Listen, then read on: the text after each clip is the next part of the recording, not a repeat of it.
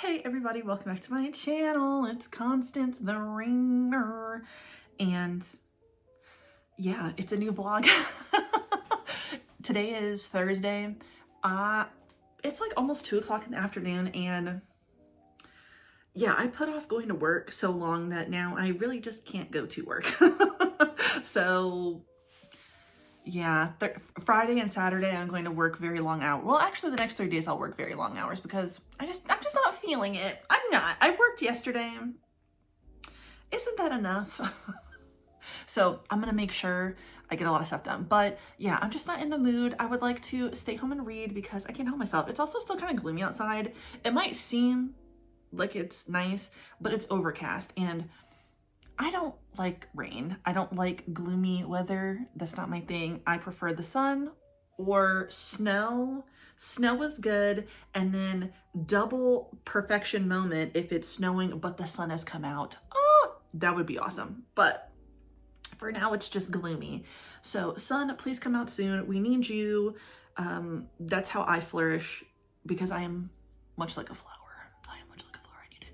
So let's talk about what I've read and what I'm going to be reading, because we're really going to be, oh damn, I didn't charge 10% battery life. It's fine. I've read some things. Hope to God I put it in my notes app, because I bet I didn't, because that's just like me. Maybe I did. Maybe I did. Okay, I did. So I haven't really gotten like too deep into either of these, but I got some free rental passes from Lezen for 2 titles that, one, I know I definitely want to continue reading. The other one, I'm kind of iffy, but I might continue reading it too. And they're both GL. So the first one is Exits That Way. I think I got to read the first 5 or 6 episodes of that one. Not much is going on just yet between our 2 main characters, but it's basically about an older woman. She is getting back into like the job market, but she now finally wants to really do something that's like following her dream, and she really wants to be a director. She's given a chance, but unfortunately, instead of being given a chance to direct, she's actually been given a chance to babysit the main female lead in the show, because she is actually very difficult, and not many people know that, because her persona that everybody sees is her like being really sweet and very kind, but she's actually really bratty and selfish, but I mean, she's like 20, she's in her early 20s, she's like 26. Girl, she's drinking, smoking, fucking, she is just crazy, but it's funny so far. So I'm really looking forward to it. I want to continue on with that one. So I'm gonna open up some more episodes. And then I got into Toy XX Box. This is the one I'm not really sure I'm totally interested in. Basically, it is about 2 young women. They're both in college. I'm sure they're in their early 20s, but I'm not sure if they're like freshmen, seniors, or whatever. They are both very cute young women. They are very quiet. People seem to like them, but they both don't want to be in relationships. I don't remember what the first main girl's character is. I'm gonna put the picture up, but they both have brown hair. But the one who doesn't have glasses, she's the one who is really, really popular. And many people ask her out, but she is like, I do not want to be in a relationship. I don't want to have anything like that. She doesn't even really want a situationship, but she is horny a lot. So, she frequents a sex shop, and her friend gave her something that is supposed to be used with a partner, and it's not doing what it was. Well, yeah, it's not going to be doing what it's supposed to do because she needs another person to be using it on her. So she tries to find something different, but then she runs into this other young lady who's in her class or in the school with her, and sometimes in classes with her, who is also in the sex toy shop. And she's basically like, if you ever want help and like just like freaky help, let me know. So the main girl, she's like, I don't know if I want to do that. But then she finds out that the other girl with the glasses is like, yeah, I don't want to be in relationships, because she gets asked out a lot too. So she's kind of thinking, oh, we're similar. I think this will work. And they try it out. Yes. I got to see them knock boots. Okay, I don't know what the hell the girl with the glasses brought with her. She brought like a paddle, but then she brought some type of weird ass container full of like, I'm not really even sure what the consistency is supposed to be. I guess it's supposed to be oily, but in the jar it seemed like solid. I don't know. They were all slippery, oiled up. She's smacking her. It got real freaky, and you know what? I like to see it. Good for y'all. But obviously, the girl with the glasses is going, like, she clearly has a crush on the other girl, and that's fine, I guess. But yeah, you know, I want to get into that. I want to keep reading that because it looks like it's going to be cute, but we'll see. We'll see. I'm not totally sold on it, but I think I'm going to give that a try because both of them seem really interesting. I am leaning more towards exits that way, but I want to give them both a try because I think they'll both be fun. Now, what have I caught up on? Oh, girl. Caught up on the 3 releases today that I've been following. Incomplete Combustion, Swallow You Whole, and A Crown of Thorns. So, Swallow You Whole, is anybody else reading this? Because I really feel like the art, it was already good, but I feel like it just got taken up a notch, and I'm loving the way the art is looking. Yeah, I'm enjoying myself. I'm enjoying it. And even though I keep reading and every time I'm reading, I'm like, I really want to read full volume again. I know I don't end up doing it, but I really do want to read full volume again because it was just so fucking good. I would recommend it. But we are literally about to get into some shit, and I'm really excited. So we've kind of been playing with, you know, who the Kong family is to Lord Mugo. We haven't totally gotten all the information, but we've gotten enough snippets that you know that it's a contentious, you know, relationship between them. They offer sacrifices for a wish, but the sacrifices always end up getting eaten or, you know, devoured, but then no wish happens from what I'm understanding.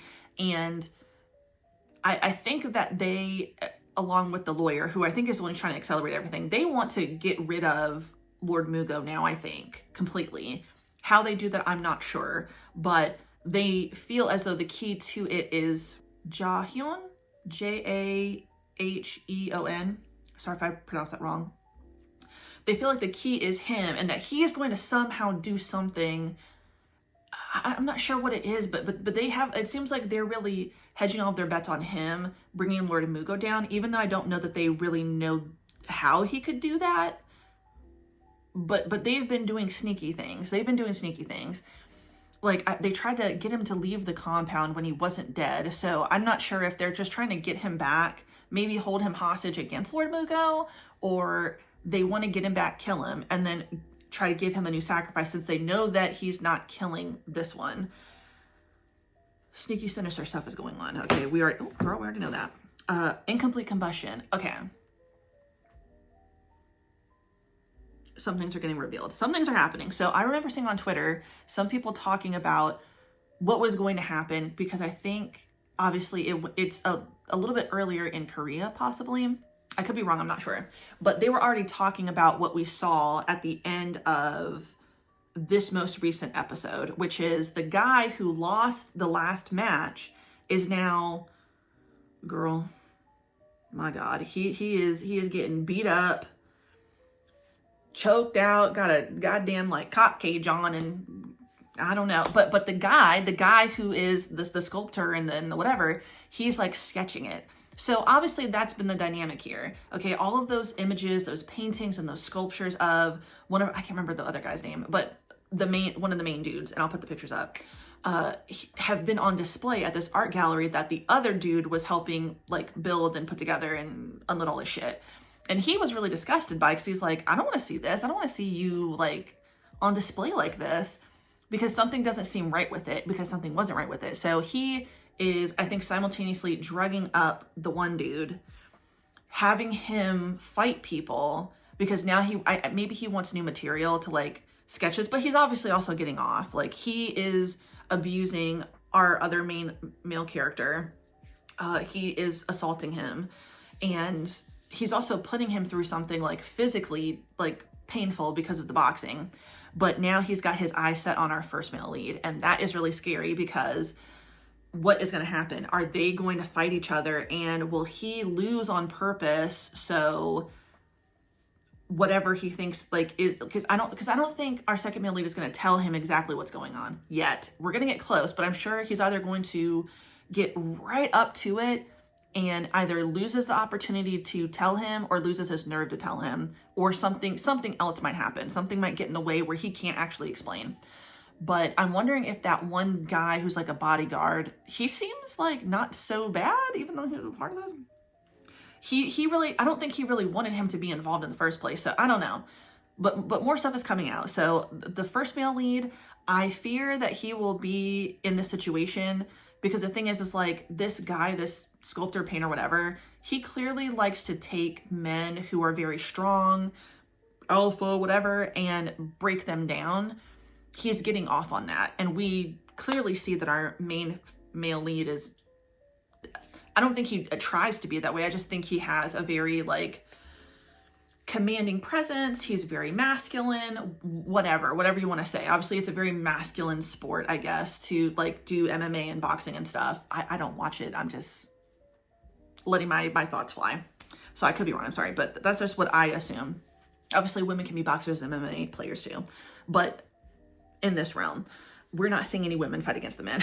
I hope that doesn't happen. I don't want it to happen to these men either, but I'm just saying, I don't want to see that dynamic either. But yeah, that one dude, something sinister is definitely afoot, and I don't like it. But then a crown of thorns. Girl, I'm sorry, I keep knocking this damn table. I am so lost, but like I am so invested in what is going on. I feel so bad for this man. I really just want to see it through, to see that he just breaks free of this. Like I want him to escape this living hell that he is being forced to live in, because it just is awful. I feel so bad for him. God, it's just so terrible. Everything that he's having to experience all the time by these people. It's frightening. But moving on. What else? What else is going on? So then we have, Crown of Thorns.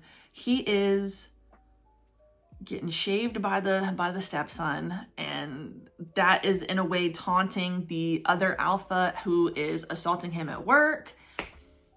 So now it's just going to be this, why, like, if I'm the dad, why am I in the middle? Like, Jesus Christ, can't you people just like leave me alone? And then something else is going on, and I don't know if I was seeing something wrong here. I'm not sure what I was saying, but so the stepson opens up a photo album of his dad and his stepdad. But then there's a picture of the stepdad, I believe is a stepdad. It's in some BDSM regalia with a damn, what the fuck is that? Gag in. It's like, was that already there? You know, was the dad and the stepdad, were they into that? And that was the problem? I don't know. But again, not only do I want to find this stepdad breaking free. I want him to be released from the shackles of this abuse, and everybody else to die, honestly, at this point, because fuck the alpha dude who works with him. Fuck the stepson. He needs serious help. Like, even if he were to get some mental help, like, something really needs to be done. Somebody needs to be, I need to lock him up. I'm gonna be honest, man. To lock him up, throw away the key. That just might be what needs to happen. But something weird is going on. Like, I feel like this goes back to the real dad. I feel like the dad is definitely, I feel like he did something. Oh God, you know, it kind of reminds me, remember Stranger Than Friends, is that what it was called? Where it's the side story about the he's not the coworker, but he's the boss of the cafe that the two original main characters work at. And he had choked out his potential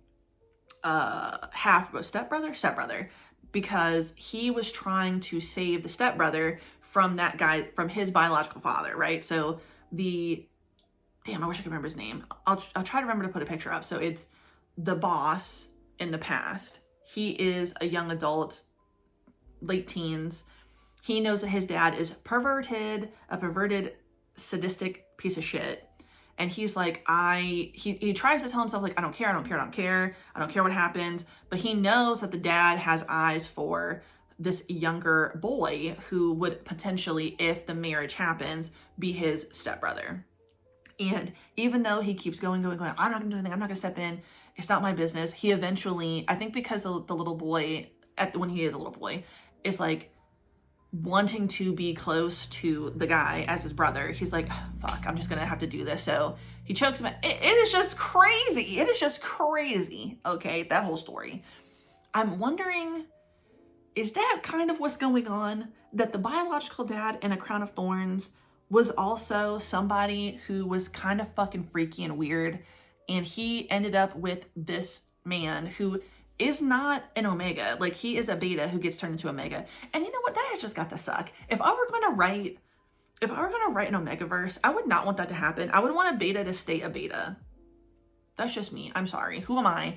But if you were a Beta, I would just want you to stay a Beta, and I wouldn't want you to be like, I would not want you to be turned into an Omega because you were so overpowered by an Alpha's pheromones. I just don't think that that's right. I don't think that's fair. We're already living in a sick, sad society here, and then you got people doing that, and that's really fucked up if you ask me, but who am I?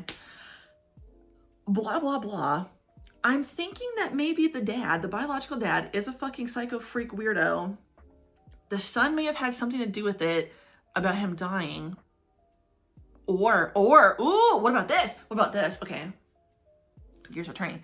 What if the biological dad was really trying to kill him and the stepdad or something like that? Because he's like, because at one point the son is like, you know, I'll see you one day in hell, dad, but I have to bring stepdad with us, but I have to like bring him down to like, what, if you're doing all this stuff to the stepdad, why would he go to hell? This is why the concept of heaven and hell to me is just like, I don't even get into that, because what the fuck? I didn't even do anything. Why would I go to hell? Jesus. You know, like, the stepdad is the one who's being like tortured constantly. Even if he eventually gets to the point where he's like, fine, I'm not even going to complain anymore. It's not consensual. So at the end of the day, even if you broke his mind, he's still, I think, no, he's not going to hell in this scenario. Whatever. But what if the biological dad has something to do with all this, and the way that the son is, and he's like, I know that you didn't get the chance to take the stepdad. What if even this? What if the son knew that the dad was going to do that, and he managed to stop at least the stepdad dying? What the fuck? That might be crazy. That would be crazy if this is true. We're going to find out, though, on the next episode of Dragon Ball Z. But everything else I'm going to read. So I still want to keep going with Love for a Walk. I kind of fell off of doing the thing I said I was going to do, which was read my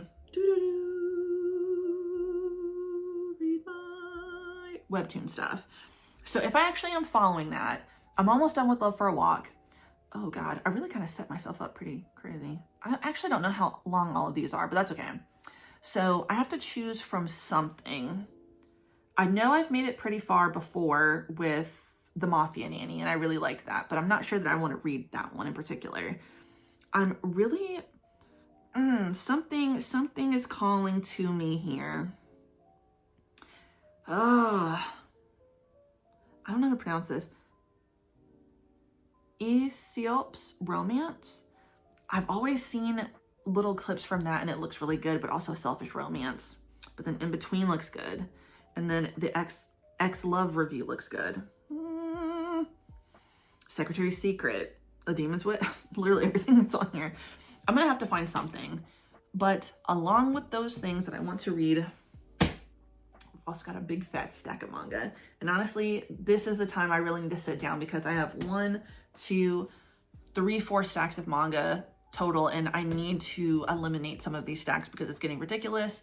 Devin is consistently taking photos of my books everywhere, and that is not sitting right with me. F you for that. I don't like it. So let's talk about the fat stack of stuff I want to read. And I will be reading today, and I'm going to read all of it, period. Okay, before the night's over, this whole thing will be consumed. No lie. So I want to read volume 3 of I Got Married to the Girl I Hate Most in Class. This and Choking on Love volume 3. I am not going to read right away because these are most recent, but I do want to read those. Same goes for Mobsters in Love, volume 2 and 3. These were recent pulls of mine, so I don't need to read these right now, but like these 4 will basically be, what's the word? These 3 will be the ones that I use as like a palate cleanser. If like I'm reading something that's like, okay, I liked that, but it wasn't my favorite, and now I want to move on to something else, but not onto example. Blah, blah, blah. For example, Mount Death Plate volume 7 and 8. Like I might need a break in between these 2, and reading either of those 4 will definitely be like a nice little like palate cleanser, if you will. I don't want to read these, but I will because I was just complaining about how I had not read my stuff. So Isekai Samurai and then Allmark. Both of these are the first volumes. We're going to see how I like them because I do need to get through these more. These next 5 are ones that I was supposed to read like almost 2 weeks ago. So that is another reason why these are here. I really want to get into volume 1 of Insomniacs After School. I want to read volume 10 and 11 of Seventh Prince. I'm making really good time, and we're about, oh, why is there 11 on here? $11. Didn't I get this from Crunchyroll? Anyway, I've got a sticker. Get out of here. We're making our way through the anime, and I always want to, I can't explain why, want to be ahead of the anime when I'm reading the manga, so I have to get back into this. She looks so fucking badass. She actually kind of looks like Esdeath in this. Y'all know I love Esdeath. But I also absolutely need to read the second volume of I Got Reincarnated in a BL World of Big Man Boobs because the first volume was so funny. So I want to get into that. And of course, I also want to read I Ship My Rival and Me, volume 1.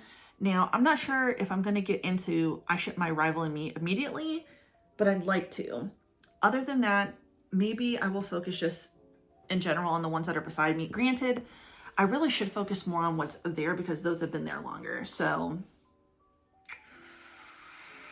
that's a good point. So I have these. We won't go over them, but once I finish with these, or as I'm working my way through these, I will read Kaiju number 8 because that is over there and I've been meaning to read Kaiju number 8 for quite some time. So that is what we're going to hopefully read in the next few hours. I'll keep you guys updated. We will charge the iPad. And then eventually I'm going to get into like a regular book. I need to continue to read my NetGalley stuff because that went really well with Peter Miles Has to Die. And I hate that I always do that to myself. Like I mean, damn girl, I didn't spend that much money, but I spent money on this. I need to fucking open the shit and read on it. And then I bought all these special stickers for it. So we got to get into her. So yeah, I will see you guys in a second. We will get back into reading and we're going to have so much fun. Oh man. Okay. So I did it. I read 10, 11, 12, 13, 14. So 10 was a reread because I'd have to go back on Goodreads to figure out when I read this one originally. I mean, I think I read it as soon as it came out, I think. Girl, what the hell? Okay. Don't piss me off. So this was a reread. I needed to reread this though. Very good. Moving into volume 11. Holy fuck. Moving into volume 12. Holy shit. Moving into volume 13. Like Kaiju number 8 is fantastic. All right. So, okay. I'm getting pissed off. Why did I do this? Why did I make it? Like, I want you to see all the volumes. Okay. Okay, slow down. One, I'm very disappointed that volume 15, I don't think that comes out until next year. So right when I figured that out, I think I had just finished volume 11 maybe. And I was like, should I even keep reading? Because like, it took me forever to get back into it. Not because it's not good. I just got interested in other stuff. But now I have to wait so long. But it's okay. Because honestly, I need to find out when volume 16 comes out because I think 16 is the last one.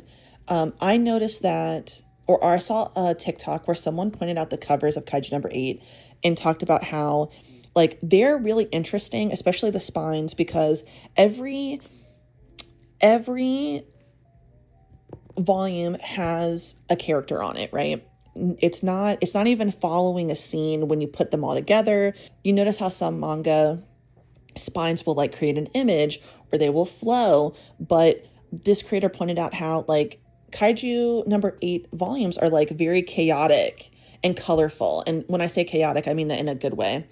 And it's not until you get to 15 and 16 that they are very different than everybody else. So obviously we have a gray here, but I'm pretty sure 15 and 16 will also be gray but different.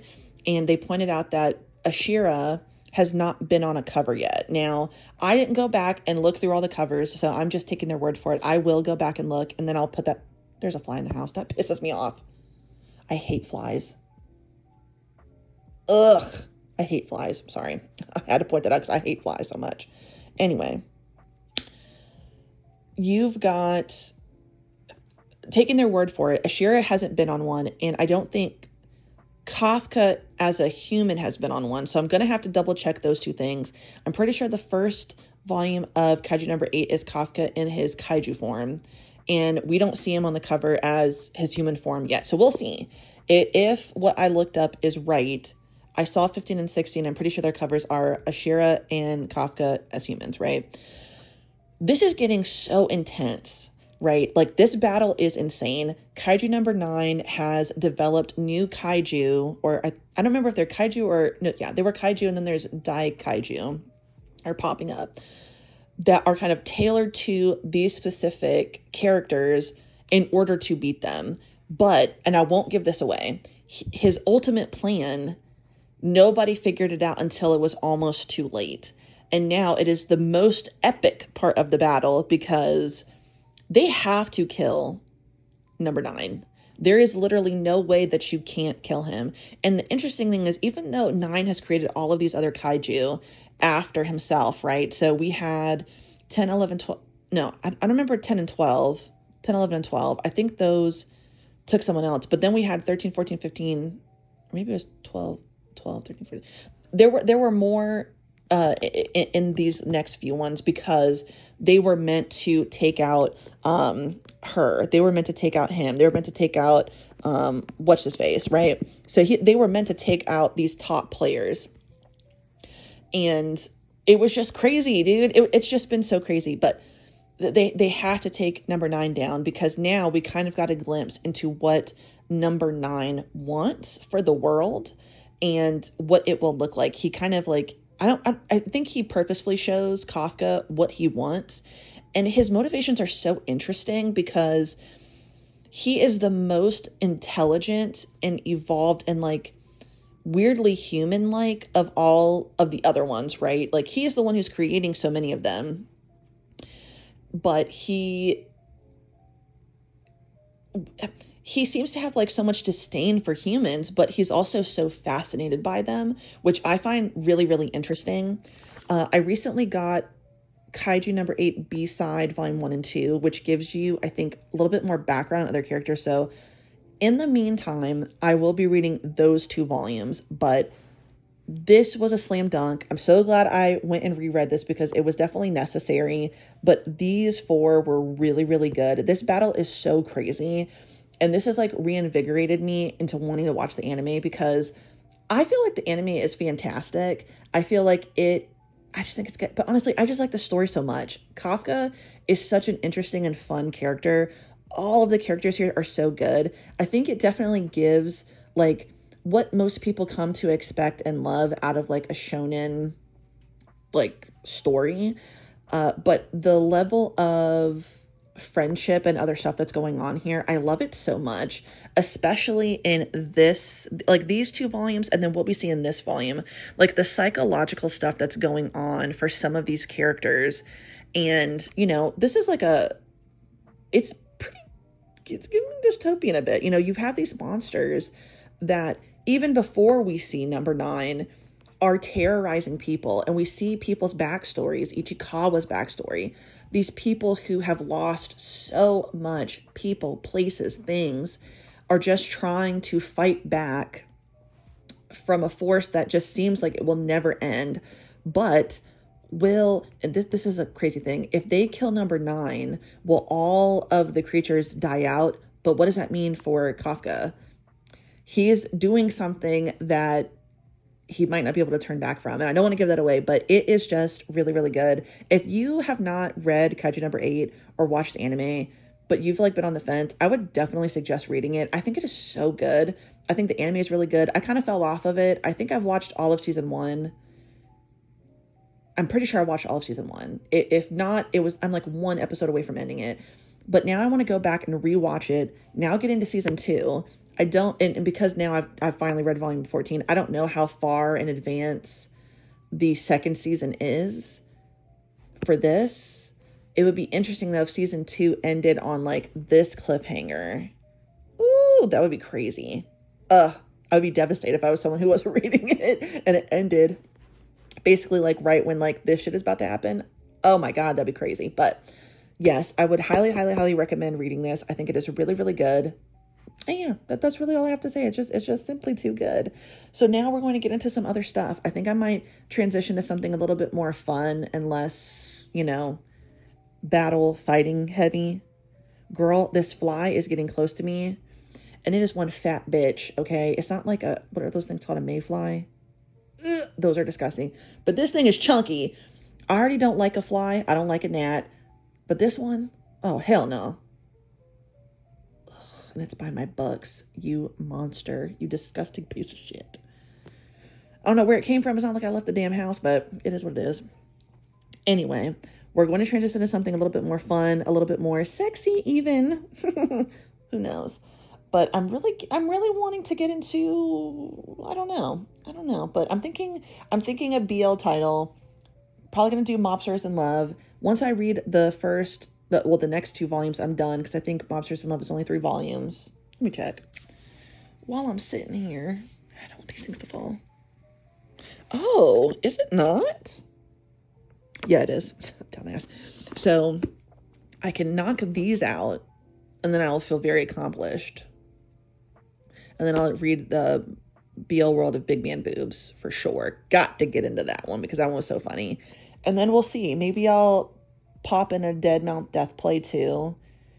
We've got some options. So I will see you guys again. I also, while I read all of these, just so you can get like an understanding of how quickly I can read, but like, I don't know. This one was really easy to get through, especially once I read this. So I watched, unfortunately the DVD player ended. I watched all of one movie, which was Along Came a Spider.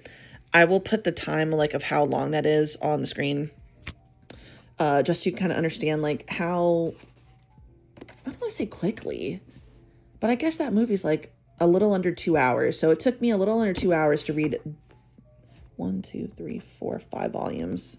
But it's not always like that, okay? Sometimes it takes me a longer time, especially depending on what the story is. So like Dead Mount Death Play, I think Dead Mount Death Play takes me a lot longer to read than like a Kaiju number 8 or a Mobsters in Love, just because like I can't really put it in. If you've not read it, it's hard to explain. I don't know how to put it in words, but either way, we're gonna keep reading. Also, the sun came out. Look at me talking shit about the day, girl. I could have been out at work. The thing is, I don't like to drive at night, so I don't like to drive at night. And I don't like to drive in the rain. I also have an astigmatism and terrible eyesight. So obviously, I'm thinking, smart. But yeah, we will get into it again. I will hopefully have quite a few more things to talk about. Ooh, okay. So just a little update. One of my pre-orders came. So Roses and Champagne Volume 1 is here. Like I said before, like I know that I read this a few months ago. I read the whole thing. It wasn't my favorite, but I'm willing to give this another chance to see if maybe I just really wasn't in the mood for it. I don't know that my feelings will totally change. Like, I don't think this is going to turn into like a 5-star read, but I'm willing to give it another chance. I don't know. It took me so long to get into it that I'm like, maybe I just wasn't in the mood, but I'm excited for her. The next few things I think are coming. Wet Sand, I think, comes next. Painter of the Night comes after that. Shit, what else? Yeah, dude, I forgot all the things I got. But pretty much I pre-ordered all of the manhwa that was getting released in September and the first like week or so of October. So I've got a few more pre-orders to come, but I'm excited. Yes, the one I'm most excited for obviously is Painter of the Night. Again, a series that I've already read, and I don't give a damn. I don't care that I've read all of Painter of the Night. I love Painter of the Night. Oh, that's right. That's right. Okay. We're Punch Drunk Love. That's right. Oh my God, I can't believe I almost forgot. Okay, Punch Drunk Love Volume 4 comes out. So I'm really, really excited. I almost freaking forgot about that. And I don't remember if 4 is the last one or if there's going to be a 5th one, but it doesn't freaking matter because I love that one too. And that's right. Dangerous Convenience Store Volume 6 comes out. I think, isn't 6 the last one? That I don't remember, but yeah. And I don't know, did I show you guys what this looked like? Yeah, she's looking pretty good. I've let her go a little bit, but she's still looking good. And you want to know something I did that really pissed me off? Oh, I'm so mad at myself. I got this recently. I'd already had it. Dumbass! I'm so annoyed that I keep doing this. I keep thinking it's fine. It is what it is. Technically, I could return that, but I'm probably just going to keep it and then like sell it to Second and Charles. I don't want to return it to Books A Million because I already opened the plastic off of it, so dumbass. I shouldn't have done that before I even looked at the damn thing, but that's what happens, girl. That's what happens. But yeah, I'm excited. We're still going strong and we're having fun. And I'm almost done. We're almost done freaking uploading my vacay vlog. So that has been going for quite some time. Like all day because it's so long. So I'm pissed off at myself, but it's fine. We're going to have shorter videos coming soon. It's kind of in between all of the other shit. So I'm sorry, y'all, but I'm trying. And let me get the hell out of here because I'm seeing things I feel like I want to read and I'm trying not to do that. So, oh, actually, while we're here, oh, girl. Okay. While we're here, let's see. Okay. So cough. Okay. So I got a phone call. Shit. All right. So we have Kafka here, but he's in kaiju form. And then the first volume, he's in kaiju form. And then after that, it is not, you don't see her. Yep. That's right. So what's her face will be, hers is coming up for the first time when it's almost over. And then the final volume, it looks like, will actually be Kafka as a human. So, interesting. So, yeah. I'm going to go sit back down and start reading. I'm kind of hungry. I might make some chips and salsa. Delicioso. But, yeah, we'll get into it again. That's for sure. Yep, exciting. Roses and champagne. I'll probably read it physically again. But, like, physically in my hand. But yeah, we'll see each other again in a second. Okay, so I just finished volume 2 and 3 of Mobsters in Love. Oh, is my screen dirty? Does it look clear? I can't tell. Okay. I really love this. This is so cute. Yeah. Very, very, very wholesome, even to the very end. And I can really appreciate that. Now, did I want to see a little bit more happen between them in this one?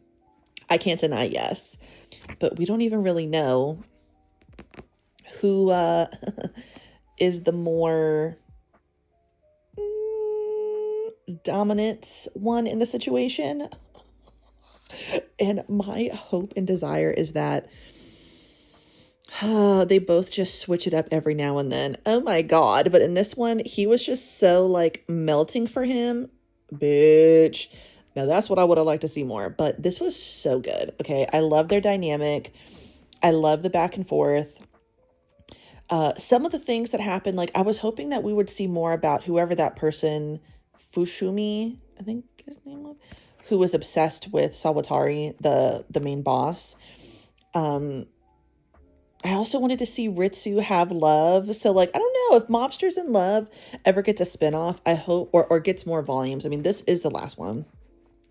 But if ever got a spinoff, I would really, really, really hope that we saw Ritsu in a relationship. We know that he genuinely like had feelings for the captain. When he was introduced, it seemed like he had feelings for Sawatari, but that wasn't quite right.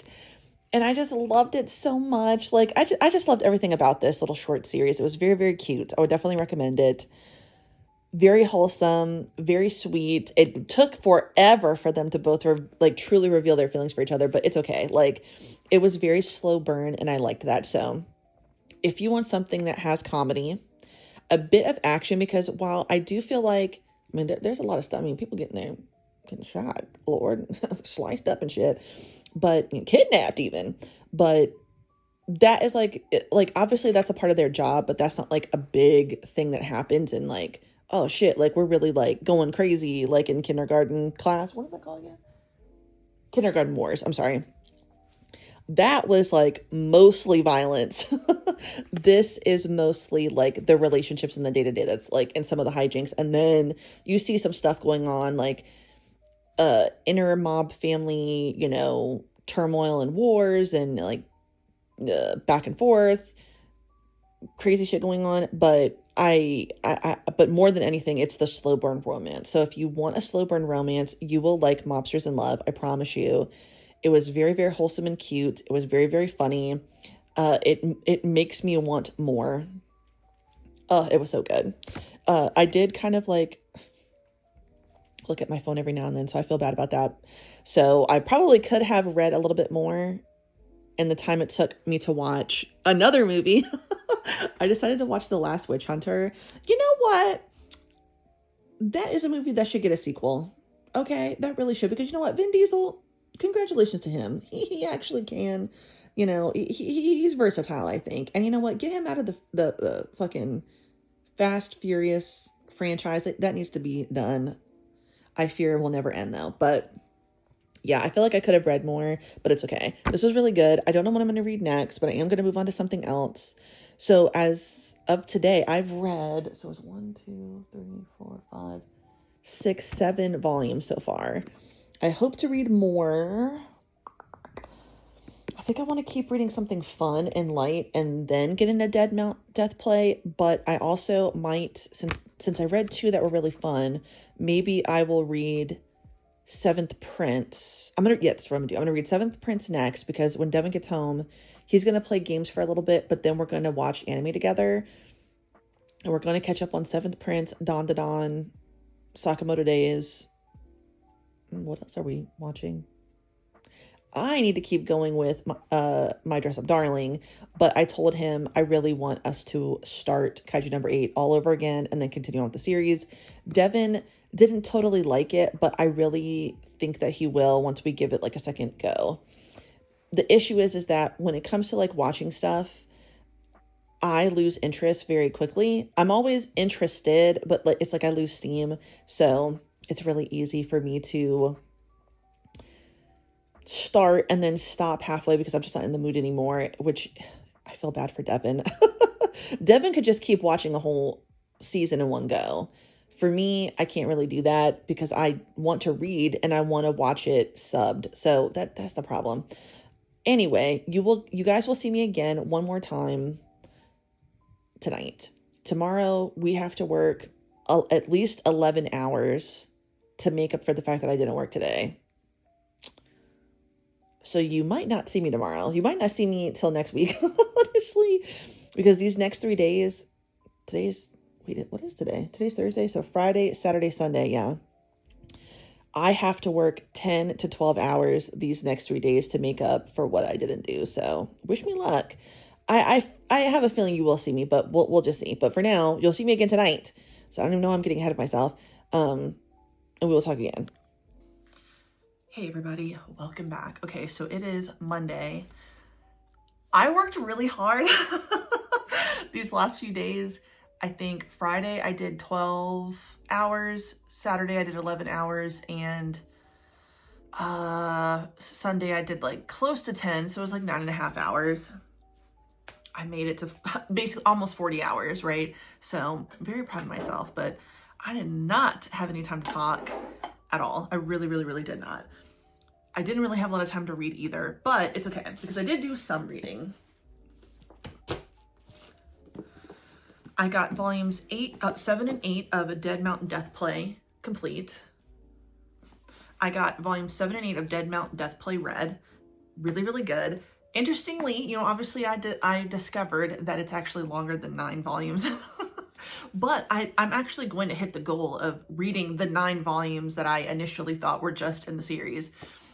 I'm gonna be able to read them all before this month is over. Like after this, I want to read volume 9 because I could say, ooh, bitch, I checked off Dead Mountain Death Play. So happy for me. Then I read volume 10 of Seventh Prince. Really good. We're still chugging along with the anime. I'm enjoying it. Yeah, okay. So a bunch of the other stuff that I caught up on. Did not realize today was Jinx Day. Jinx Day came before the day of the rapture, apparently.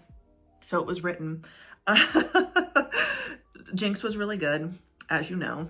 Everything that I was hoping for. We're moving slower, and I'm enjoying that. Like Jake Young, he's not, but so different in the way that he interacts with people. But you can tell that he's trying, especially when it comes to Dan.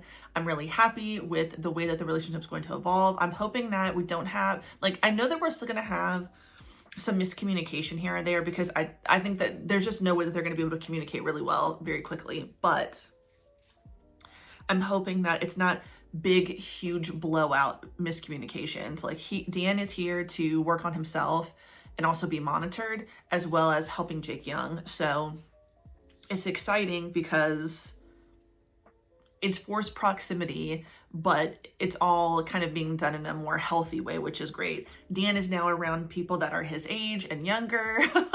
Like obviously it was really good for him to get away from Seoul and be with his grandma and like get back into actually like helping people in a hospital, which is clearly what he wanted to do originally with his life. But now that he's back, he gets to be around people again, doing something that he actually also enjoys, not just being in a hospital setting, but also like helping people, rehab them, you know, physical therapy. Potato was there. It was just really good. So I'm very, very happy. I'm very happy with where Jinx is going. Some people, I don't know that. Sometimes I'm like, I don't know what's going to make some of these people happy, but it is what it is, y'all. If you like it, it is what it is. Today also, You Are So Lovely came out. Good as usual. Okay. I love where this story is going. I just want them to live happily ever after. And I don't know how long this series is going to be. Is it just going to be one season? Are we definitely going to end up getting a second one? How is it going to end? Is it just going to end with them being together? Like, do they have to defeat this other man who we kind of like hear? I think it's the director, like at the top of the gang that they're in. What's going to happen? What's going to happen? And is the bear hybrid going to piss me off further? That's the real question. Beautiful Nightmare. Good little update. In Your Wake was good. Ponds Where Flowers Fall. Good. But it's like, it's so interesting because the dynamic in Pond Where Flowers Fall, it's like the dynamic between the two main characters. I don't understand why Wooju still is like, what? He's tracking me? Obviously he's tracking you. Hanbit like is obsessed with you. But in a way that's also like, you got lost many times. Like, I think at one point Wooju has to accept the fact that like, dude, you inadvertently get into a lot of trouble and you need to be rescued. And the one, I will say one trope I don't like is when it's like, I'm an adult now. You can't treat me this way. It's the same thing that's going on with like In Your Wake. Girl, shut the fuck up. Okay.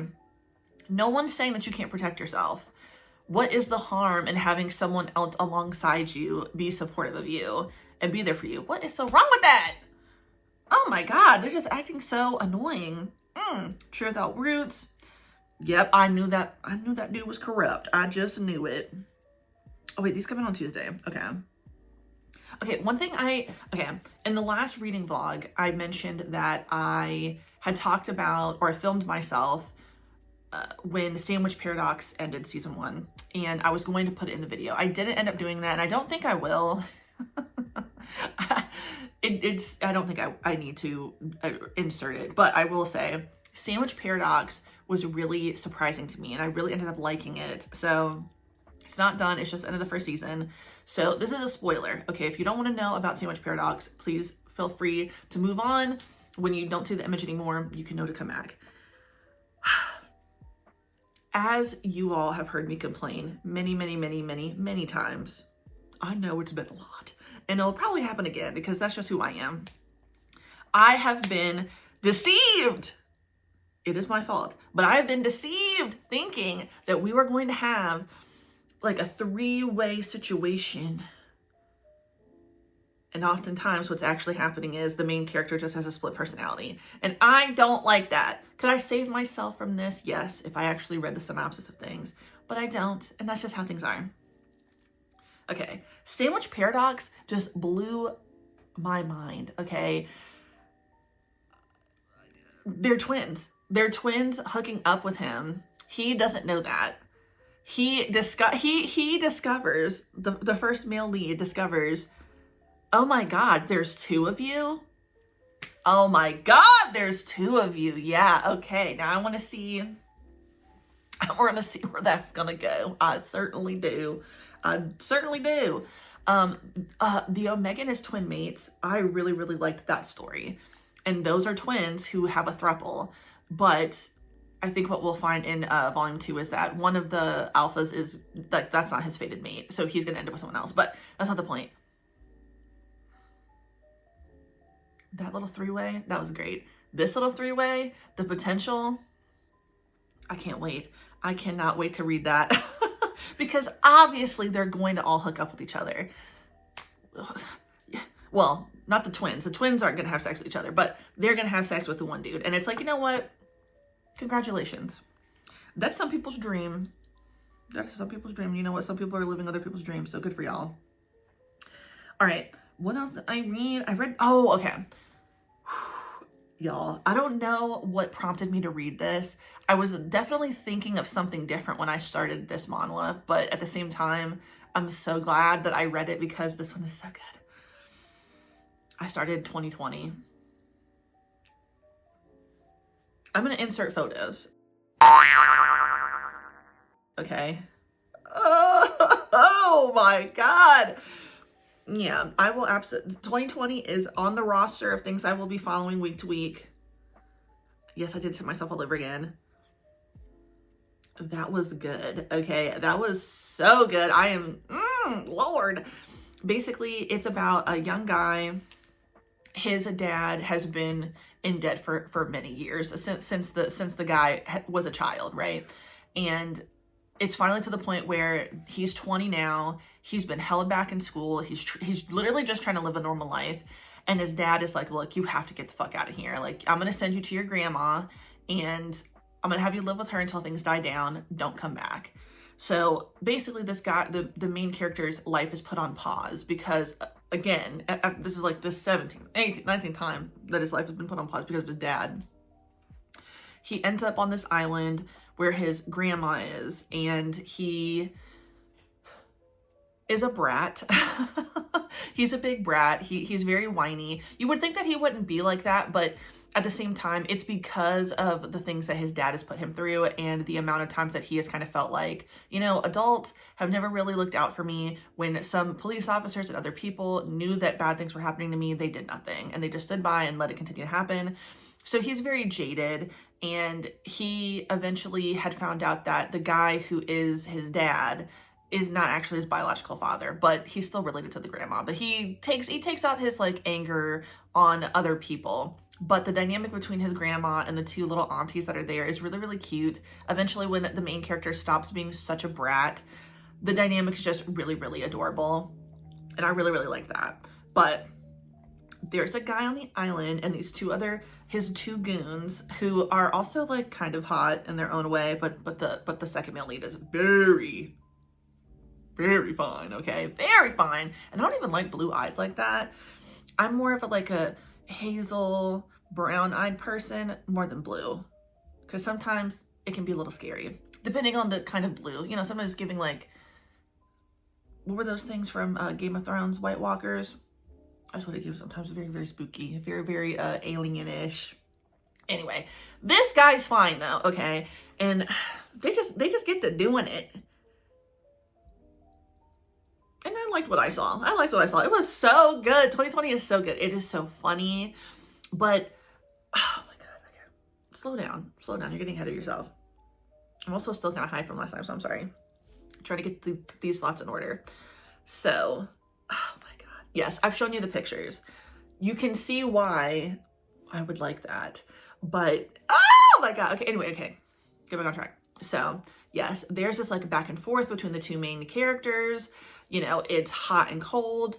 Ugh, I hated the one thing that happened. I really, really do. I wish that hadn't happened because I was really enjoying it from the beginning. Like, this is like much more green flag than I thought it would be. And then it got a little, well, yeah, it went red flag. Now I think it's kind of like in a weird orangey place right now with our main character and the dynamic. That was disappointing, but I really, really, really enjoyed their little thing going on. It's still going on. I'm really liking it. But then there's a second male love interest, possibly. I don't think he really has the potential to actually do anything with our main character, but again, can't he have both? I mean, I think that he should just be able to be in the middle. He should just be in the middle, the little sandwich filling. Yeah. I want to see him. I want to see him try out somebody else too. And it made me realize I'm not personally very creative. I've got a lot of ideas. Okay, my mind, she loves to work overtime. She never stops. But I don't know how to draw, and I don't know how to like write a story well. But it made me think, if only I could pay someone to help me write my fantasy, turn that into graphic novel, manga, whatever. All the tropes I want to see would be in there. Bestseller. Oh, it would be a bestseller. Okay, we're talking forced proximity. We're talking about spanning multiple people, not just like one main character. Okay, some people are gonna be fake dating. Some people are gonna have, I don't know, something for pay. Something for pay. Okay, someone's gonna have some debt that they got to pay off. Someone is gonna be in a throuple and they are gonna try both. There's gonna be so many things going on. That's what I want. That's what I want. So I got to look out for somebody who's going to help me make that happen because it's just simply too good. Yeah. Yes. 2020 is good. One thing I do need to check up on, you know what, while I'm sitting here, girl, I never went back to Absolute Threshold. Oh, actually, before I forget. So I read the first volume of Omniscient Reader's Viewpoint when I was in Barnes & Noble yesterday. That was really good. I got the light novel. Is it a light novel? I'm not sure. I got the novel of it approved for me on NetGalley, and I do want to read that, but I definitely will be reading the manhwa. I think it might even, if it's not done, it's probably pretty close. So if not, we're just going to keep on going, but I'm excited for it. I caught up on full book, but I don't know if the new thing has published. Let's see. All right, so, okay, there is a new episode of full book, which I will be unlocking now. 300 coins, girl. 100 coins. That's not that bad. Chapter 6 or episode 6, I did read and caught up on that a little bit after the fact, and who knows what's gonna happen, y'all. They were having sex in the damn hallway. Oh! Dude, the dynamic between these two main characters is so interesting. Oh, I'm just scrolling through. I will be reading it, but I really do want to see what's going to happen. Ah! I'm obsessed. Obviously, it seems like the one main character really, like the one who's the model, I think he really has always liked the other guy, but he is just a fucking weird sick fuck and he doesn't know how to interact with people. That's just how it is. But yeah, I'm going to get into full book. I was going to talk about something else though. What's my train of thoughts? Okay, I'm gonna try to remember that. I don't remember what I was gonna say, but I did go to the bookstore today. So we can talk about that. How about it? So I'm going to put out, I need to edit the haul video I did do At this point, I should have just fucking waited because I bought even more stuff, y'all. It's sick. I'm sick of myself. Should I just re-record it? Maybe I should. Record. Anyway, so I got I Don't Know How to Love Volume 1. This looked really cute. I'm gonna get into it. Very excited because my girlfriend's not here today. Volume 5 is out. I'm pretty sure I have read up to this point. Basically. Let me see.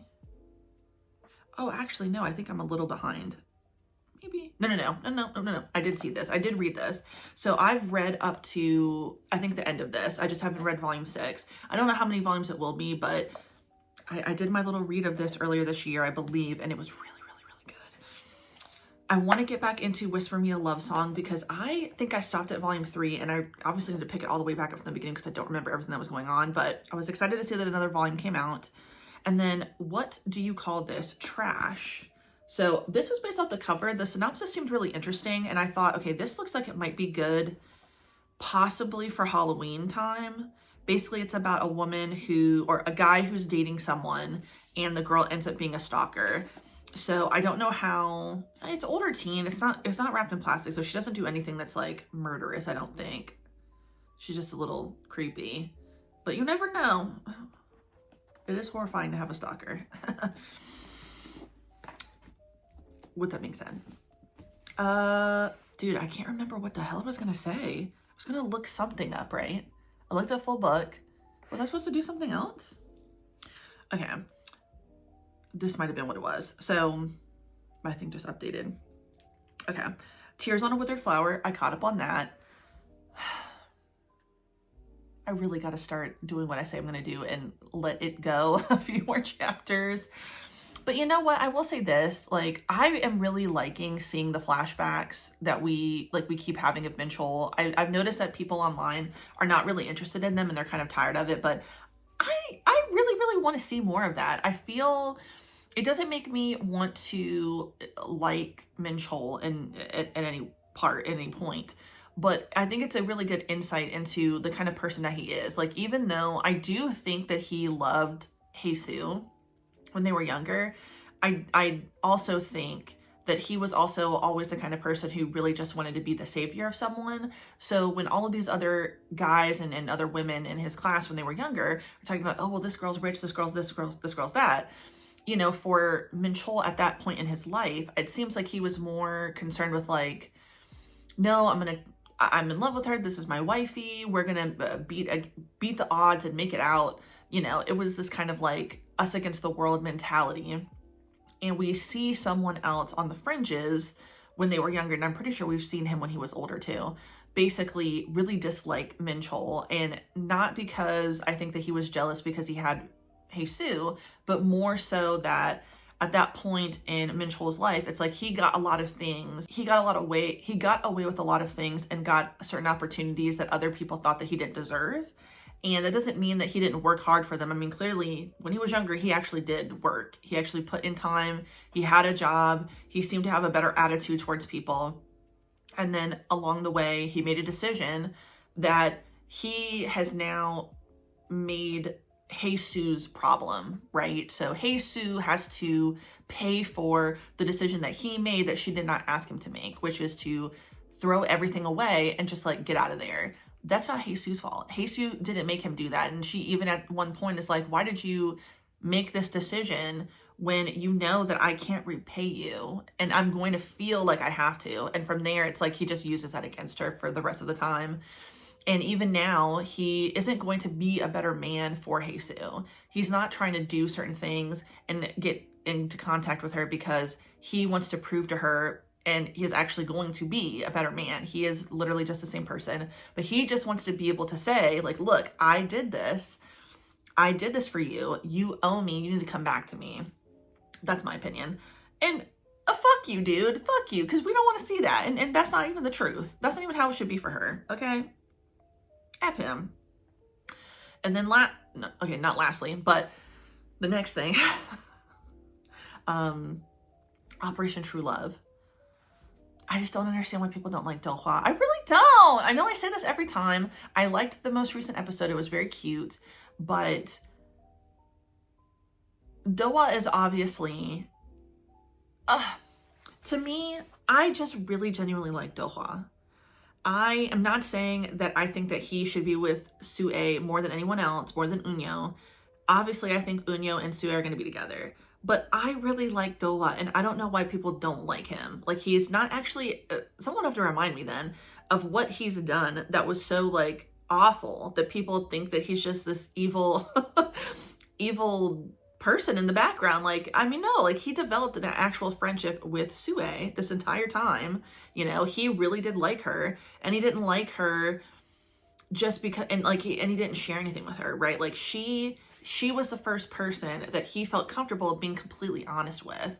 So I do think that both of the guys like her. I think both of their reasons for liking her are valid. I think, though, that if I'm going to have more sympathy for someone or empathy for someone, it's Dohwa, because he really showed her who he was. He did not keep anything hidden from her. And he really allowed himself to open up his home. Like, I mean, just so many things. I don't know. I just like them together. And no matter who she's with, I really want her to at least have a moment where she can make out with Doa. I think that's really what it is. I just want her to make out with him. I do. I simply do. I need them to make out with each other. I want them to have a hot, steamy moment. Okay? I really do. And then lastly, because I'm getting out of breath, and I don't know if I've made much sense this whole time. Love for a Walk. I'm almost done with season 1. It's like I get really far and then I stop and then I don't pick it up again for a while, but Love for a Walk is so good. And I was just thinking yesterday, because I'm so close. I really, really am. Let me see. There's like 50 something episodes in the whole series for season 1, I think. I'm on 40 something, I believe. Oh, no, I'm wrong. Okay. So season 1 actually has 68 episodes. The finale aired on July 3rd of this year, so I have some time to wait, but it's okay. I think I got to, since it didn't save, I'm pretty sure I'm on episode 56. So it's gonna save the bookmark on my phone. I don't have it synced to my iPad, but I'm almost done. I'm like a little over 10 episodes to go. 1, 2, 3, 4, 5, 6, 7, 8, 9, 10, 11, 12. I think I have 12. I think I have at least 12. But it's been so good. What I was trying to say, though, was like, Love for a Walk is very low stakes, so I don't feel extremely anxious when I read it, which is really, really nice. So even though I kind of put it down and then I don't go back to it for a while, it's not because I'm feeling overwhelmed like I do tend to be with other series. It's just really, really good. Like, it's a very smooth reading process. I put it down, I'm like, okay, I want to go to something else. But I just love these characters. I love the way it is drawn. The dogs are so adorable. I love the personalities of the animals. They almost match. It's almost like they almost match their owners, but they're just a little bit more extra and different and cute. Tequila is my favorite dog of the 2 dogs. I love Tequila. But yeah, besides the fact that we've seen the miscommunication happen a few times in the story, it's finally on track in a way that's like not super annoying. So that's been really nice to read. It's been nice to get back into it and not have too much of the miscommunication. We almost had a miscommunication situation and it got resolved. And in the comments of Webtoon, people were like, oh my God, conflict resolved within the same chapter? Are you kidding me? We're really growing here. I'm like, yes, that's right. I still get annoyed with Tyler, but it's okay. Seeing some of these images and I don't know. I will say though that the cousin who has a crush on Tyler, girl, let's not with that. Let's not be mean to his girlfriend. That's your cousin. I don't know how they do things. Not me, y'all, not me. Anyway. Yes, I've lost my train of thought quite a few times, so it's probably just time for me to just read at this point. It is 1:22, so we are going to get into it. We're going to get into it, and a little later, I'm going to be editing some of the videos that I have. I have some tag videos that I've got going on. I'm off today. I'm really going to enjoy it. Devin gets home late, so we're not having game night. I'm just going to have fun. So we will be back. I want to get into watching some horror movies as well. And we'll see where the day takes us. So I'll see you guys a little later. All right. Okay. So it is, what time is it? 2:45. All right. We've kind of stopped and started a few times. I've been on my phone, but I finally finished the finale of Love for a Walk. So good. It's such a good story. I really, really like Love for a Walk.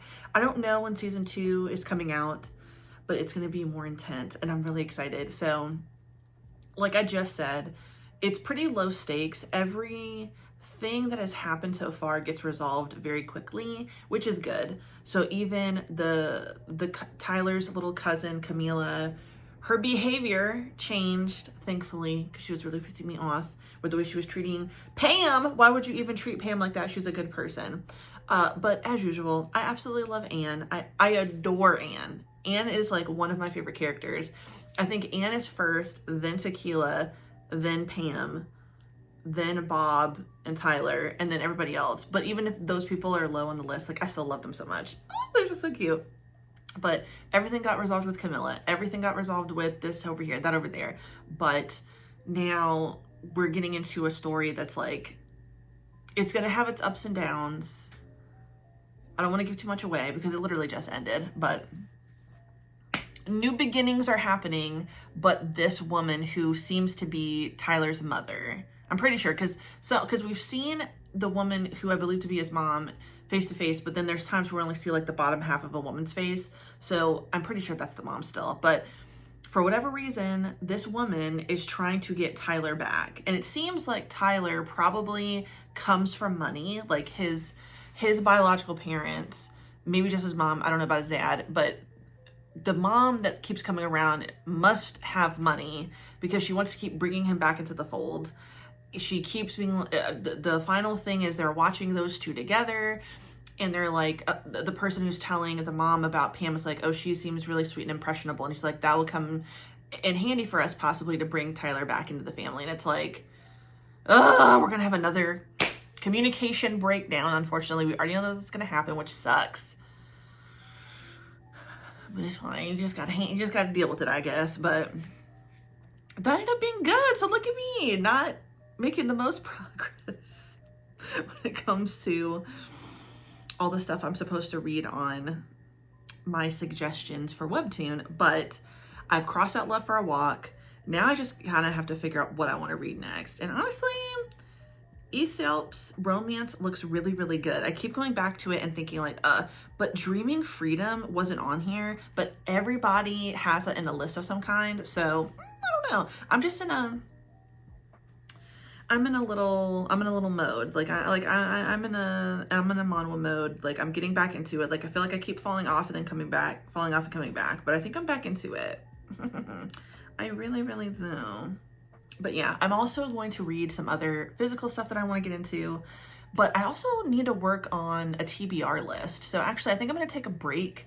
I'm going to work on a TBR list for what I want to do for the Manga Freakathon, but just in general, what I want to do in October. I know that I'm going to, pick up things that suit my mood, but I really want to have a TBR that I'm sticking with. That's the hope. Also, even though this will come out after the fact, I'm waiting for something from the USPS, and I was just given a little thing that said, oh, it's delivered.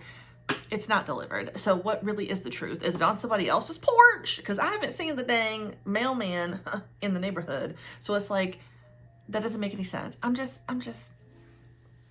not getting very lucky with the stuff that I'm ordering from this particular company and then from USPS.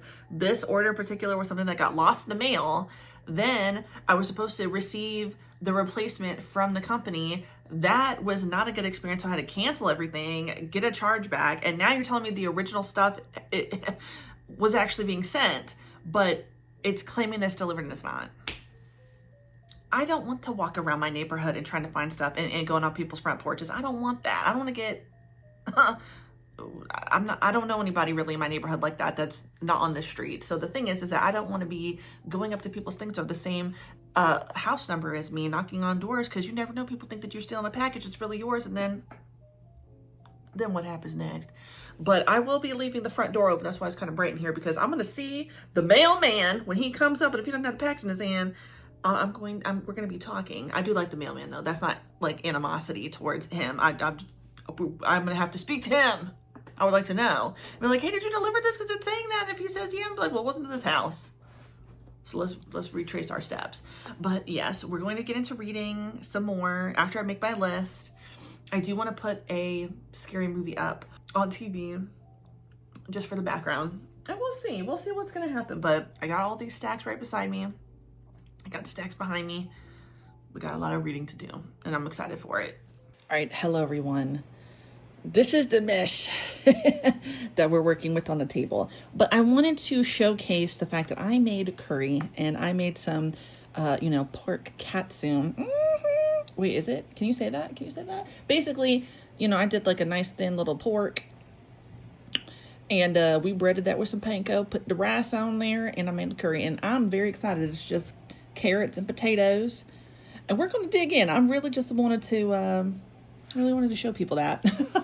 But I did also read, I got reincarnated in a BL world of big man boobs. Okay, there is absolutely more to this eventually. I didn't realize that these are kind of act as omnibuses maybe, because at the very end of this volume, it basically, the mangaka is like, and we'll see you in volume 7 or something. And it's like, what? So that's really interesting, because I don't see anywhere that shows any additional chapters. So I need to really look in when this came out and like do a little bit more research. But this was still really funny. I still really like it. Oh my God, there's this one part in here that is just so ridiculous. Okay. So Sakura, she absolutely loves both of them, mainly him, which again, sorry, I'm pointing with the wrong pinky finger. I don't understand why he's so white on the cover, and that doesn't look like a pure white man to me, but who am I? Because obviously that's a shade or two darker than our main guy, and these motherfuckers are the same. What's going on? What's really happening? But she is hilarious. I love every single time she Fujos out, basically. It's so fun. It's a very, very fun, just joking, non-serious manga. That's really cool. But yeah, I basically separated things into piles. These are all like next in the series that I have to continue.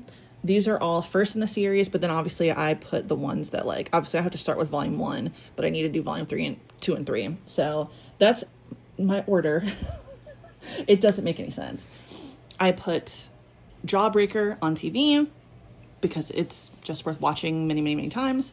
And now I must attend to the rest of the pork that's on the stove because I can hear it sizzle and crack, and I need to get to that. So I will see you guys in a second, and we'll have more to talk about. Hey everybody. Okay, so it's Tuesday and it is it's 8:30 at night. So we've been very productive today, okay? I'm really excited. We've read a lot. Let's get into the list. I'm trying to get better about this so I can keep all these things I've been reading in order. So, of course, we caught up on Yes Ma'am and Private Tutoring. Just truly spectacular. I love it so freaking much. Yes Ma'am. Oh, I wish I was getting more. Give me more. I need access to like the next 10 episodes because it's just simply too good, okay? You got our main female character, real freaky, and I like that. Just wanting to terrorize that young man, and he is living for it, and I love that. Obviously, I feel like she clearly is developing feelings for him, but she's not gonna put it that way, right? Because she doesn't really want a relationship. She just wants to be in control. But he also has feelings for her, and I can't wait to see what's gonna happen. But they're a real freaky couple, and I like it. Private Tutoring is getting good, okay? We've just got the confrontation going on with whoever this person is. I don't want to give it away. But the person I've been saying has been watching both of them has finally revealed herself to our main female character. We don't know exactly what's going on, but we have more of an insight now of what's really happening, the dynamic between the male main character and then the female character. Kind of a little bit of his background. It's hard to say for sure, but it's going really well. Okay. I got approved on NetGalley for Light of My Life, and that is a manga that's coming out soon. Okay. It comes out, show me, the 28th, October 28th of this year. So some people might have seen this cover. I don't think it's gonna blow up, but this was really, really good. I would definitely rate this pretty high. I would recommend it. So basically it's about these two guys. They knew each other when they were in high school, and both of them had these really big dreams. One wanted to be a doctor and the other one wanted to go pro playing soccer. Something happens and one of those people, an accident occurs and they're not allowed to go forward with their dream. They change the trajectory of their life, and honestly, it's fine. You know, like they're like, this is just how it is, and I'm gonna make the most of it. But that other person, who is their friend, has all of this guilt because they feel like if they hadn't done whatever, you know, this person would have never gotten in the accident. They feel guilty to even pursue the thing that they said that they wanted, because they're like, how can I chase after my dream but he can't, and I'm blaming myself and it's all my fault. So I really wish it was longer. I wish it was like multiple I wish it was multiple volumes, because it was really good and I just wanted more, but the side stories in it were really, really, really good. But yeah, the basic part of it is just that, like, you know, they both have to start being honest with each other, but also with themselves about certain things. And, you know, there is a bit of a fallout, but it's a one shot. So, you know, things kind of get wrapped up really nicely. So I would definitely recommend it. I thought it was a nice read. And they have Bush in there. You know what I'm saying? Y'all know I talk about it. You need to bring Bush back, okay? Because not everybody's clean shaven. And it's okay to have the bush, all right? Man, woman, grow it out, girl, sir. Let that be. Let that be. No. Now, if you want it to be bald like that, that's fine. That's also up to you. But, you know, I want to see more. I want to see a little bit more. If you agree, let me know down in the comments. Chat, do you agree that we should see more Bush in manga and manhwa? I think it would make some of them look a lot less frightening, okay? Because some of these, it's almost a joke how abnormally big they are. It's wild, but you know what? Imagination is fun. Okay. I also started reading this one called Love in Hell. It's ongoing. This was really interesting. I'm pretty sure I read like nine episodes, maybe 10. And it is definitely giving Killing Stalking vibes if you really liked Killing Stalking. But it's very similar in the way that you have one of your main male characters becomes obsessed with the other. And he starts breaking into the person's house, seeing how far he can get, how many lines he can cross. And then one day he gets got. But this is what we also need to talk about. So here's going to be spoilers for us if you don't want to know. You know, in Killing Stalking, the first male lead, I think his name was Bong, I think. The one who is the really scrawny one that ends up getting kidnapped and tortured. You know, wow, that was wild. That was a wild read. But you know what? He did I mean, breaking into someone's house and stalking them is bad, okay? But, not but, okay, full stop. That's bad. He didn't do too many crazy things though, okay? Things that even I would be, whoa, because you're already crossing the line with the stalking and then the breaking in and entering. I wouldn't be okay with that. It's the other things that this character in Love in Hell does, okay? So he is like super introverted, but he is a like, not a VTuber, but he basically does, I think OnlyFans, but you know, he live streams himself working it. You gotta make money somehow now, but nobody really knows what he looks like. And that's how he kind of like maintains his life, you know. He kind of lives like a simple life, I would say, but he's very, very introverted. The most interaction he has willingly, there's like, he's enjoying himself, is when he's doing live chat, but he does have this other job. Okay. Because he's like a otaku, he's like, oh, you know, I'm really into this cosplayer. This cosplayer's a guy. He becomes a little obsessed with him. He's jerking all this stuff, you know, thinking about him, looking at the pictures. Okay. I am not judging you, okay? There are some fine-ass cosplayers out there cosplaying fine-ass characters. I can't blame anybody for working it, okay? I can't blame them. It was the next thing that happened that I said, you know, I don't like that. And I will be judging. So so when he finds out that the guy conveniently seems to kind of live near him, or is staying near him, because he shows up in his job at the convenience store, he realizes, then he starts searching through the trash, okay? Then he starts collecting the guy's trash, the cosplayer's trash, rummaging through it, taking things out, okay? And then he has a fucking wall dedicated to all the shit he's scavenged in the trash. That's not even the worst part, okay? That's not even the worst part. It's about to get worse. Lock in, strap down, I don't know, buckle up, because I don't think you know what I'm gonna say. I don't think you actually, I think you might know where I might be going with it now, but you don't know. So of course, he finds a used condom in the trash. Still full of semen. Okay, I know it's about to spill out, I guess. But he's like, on the live stream, people, okay. He's on the live stream. He's like, look what I have. Holding it up for the audience. Okay. Pours that shit all on him. Then he puts the condom on like a vibrator dildo, I think, with the cum as lubrication. And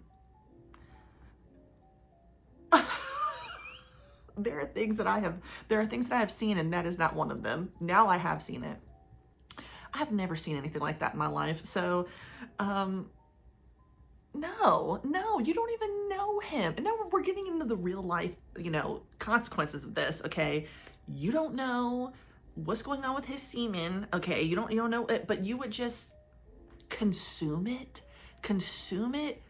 rub it all on you, and then okay, that's already bad enough. But then you use the condom on yourself. He didn't even flip the bitch inside out. At least if he would have done that. It's an extra step I think could have been useful. I mean, if you really wanted to think about it, if he would have flipped it inside out, then it would have been like the dude is effing him, because that was the part that touched the dude's wiener and not somebody else's butt. Like, so you just fucked the person that he fucked. You didn't really fuck him. And you know, sometimes you just have to take a moment and think those things through, because I don't think he really thought about that. I don't think he really thought, okay, no, because I'm shocked and appalled. I feel like I'm at a standstill with how crazy that was. Then he starts breaking into the dude's house. All up on the dude's bed. Like a damn Omega in heat, y'all. Making a fucking pheromone nest with the man's stuff, jerking in on it. And then he's rubbing the fucking toothbrush on his tongue, and he's like, once he brushes his teeth, it's gonna be like no, I don't know. See, I don't care for bodily fluids being exchanged like that. You know, sharing a drink with someone, okay, you know, we all did that when we were younger. Maybe not so much now when we're older. But I'm not fucking putting somebody else's toothbrush in my motherfucking mouth, okay? I'm gonna put toothpaste on my finger and hope to God, I know I don't have bristles on this thing, but that's the best we can do until we get one. I'm not putting somebody else's toothbrush in my fucking mouth. Okay, all the gunk and shit. And then it's just like, I can't imagine. I just can't get over that. Like, day old. I mean, maybe hours fresh, but that is like old crumbs that you're putting all on you. And you're putting, why would you do that? Used condom. Why would you do that? I don't understand. I don't understand. And I hope to never, because that's just too far for me. Then we have other things I read. I read like every single do or die short. So I read 3 days. That's what started it, because somebody posted it on TikTok. So I was like, okay, I want to read this. Oh shit. Think, oh God, what was it? What was that one called? I think Special Benefits for Newlyweds, where, now granted in that one, they would actually get a text message, but, oh no, Red Thread Quest, this is a better one, because it's like something that, well no, that's still it doesn't matter. Something's going on, okay, but you know in how Red Thread Quest, it was like, okay, you have this amount of time to do your quest, complete it, or you're gonna, something bad's gonna happen. In the Do or Die anthology in the franchise of Do or Die, that's basically what every story is, and it's following a bunch of different couples. So the first one, the first one that I read, which was 3 days, that one is actually, I think it might be one of my favorites, because that one was very, very cute, if I remember correctly. So that one is a guy who is in like the mob or whatever. He has to have sex with a guy from a rival one, and that guy is like the second in command of this rival gang. But the main dude, he's just like an underling. So it's like, how am I really gonna get in touch with them? Well, yes, they fuck, okay, and he has to do the quest. Then the bubble pops up for the other guy, and he has to go back. That was love blooming, okay? I love that. Play to be gay. Yeah, liked this one too. Basically, guy, wait, let me think about that one, because there was 5, right? So, okay, so Play to be Gay, that one is about these idols. One of them, basically the group is not doing really well. So one of them, the most petite, obviously, starts seeing these quests where he is supposed to have sex with people within the group. So he does, but then a third girl, there was a threesome, and we liked to see it, as you know, I do.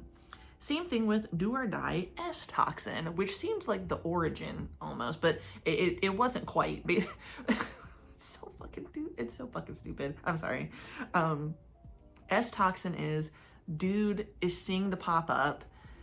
He goes to the doctor. Well, actually, I take that back. He has been plagued with pain, and most doctors have said like, oh, well, we can't figure it out. It must just be in your head. He sees this doctor and he's like, oh, I know what can cure you. You need to consume some semen. What? I have some. He's like, I have some, so why don't we just try it out? Okay, his headache goes away. Then he starts getting the pop-up, and it's like, oh, you gotta fuck so-and-so. So he fucks his fucking roommate. Seemed real nice to me. And then it gets even worse, and then it's like another threesome. My kind of time, my kind of paradise, my kind of fantasy. The kind of things that I would want to see. If I was writing this, I would definitely put multiple threesomes in mine if I were gonna create one. But yeah, that's really cute. But then it's like a sinister thing where it's like the doctor, he's like on his little computer, he's like, test subject, the first dude, now the second test subject. And what is like a reoccurring theme that happens on this, or in these anthologies, is that the main person got it, he's cured, but then there's always a possibility that the person he was just fucking with is going to get the pop-up too, and then they're gonna keep fucking. So, I don't know, maybe there's one I'm missing, but I don't know the full, you know, background lore, like how this happened, but girl, there's two more to talk about. Do or Die, Work on Hold. I think I liked this one the most. No, I do like that one a lot. I think Do or Die, Play to be Gay, it still needs a few more, okay, right? Because this one's ongoing, it's not complete. Oh, it is completed. It seems like there should be more though, right? I don't know. So Work on Hold was really, really, really cute. And it's about this guy, okay, office romance, older bottom.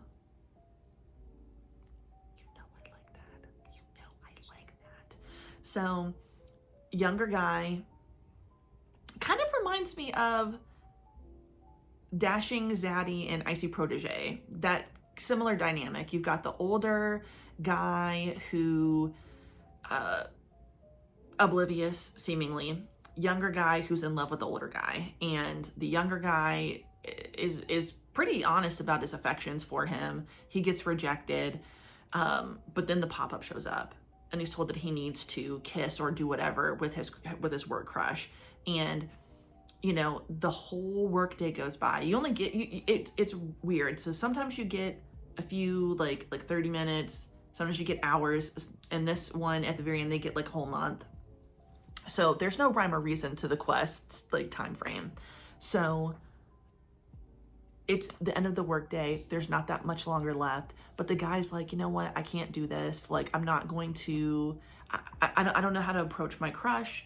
I don't want to do something like this. Like, I actually want to have sex with him and him like me. So sweet, so kind.